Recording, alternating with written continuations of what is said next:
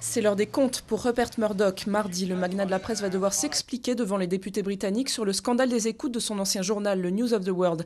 Également convoqués, son fils et son ex-collaboratrice Rebecca Brooks, surnommée la reine déchue des tabloïds.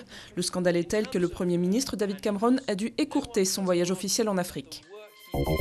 Camille Strauss-Kahn, la fille de l'ex-patron du FMI, a été entendue comme témoin lundi. Une audition dans le cadre de l'enquête sur les accusations de tentative de viol portées par Tristan Banon contre son père. La jeune femme était une amie de la journaliste à l'époque des faits allégués. Le candidat à la primaire socialiste François Hollande pourrait être à son tour entendu par la police dans le cadre de la même affaire. Avis de grosse pagaille dans les aéroports. Après les pilotes, les hôtesses et stewards d'Air France menacent à leur tour de faire grève du 29 juillet au 1er août, pile au moment du grand chassé-croisé estival.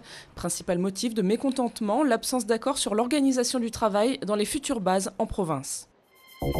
Elles n'ont pas gagné la coupe, mais elles ont conquis le cœur du public. De retour du mondial en Allemagne, les footballeuses françaises ont offert une séance de dédicace à leurs fans à Paris.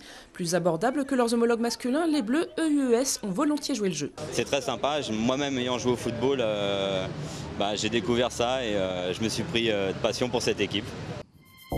C'est la plus haute dune d'Europe. La dune du Pilat est un pilier du tourisme aquitain, mais elle pourrait devenir un de ses cauchemars. Chaque année, elle avance de plusieurs mètres dans les terres, grignotant au passage l'espace réservé aux campeurs. Nous sommes dans un CDD, dans un camping à durée déterminée, puisque nous serons bientôt ensevelis en partie par la dune. Face à ce phénomène naturel, rien à faire, d'autant que le site est ultra protégé.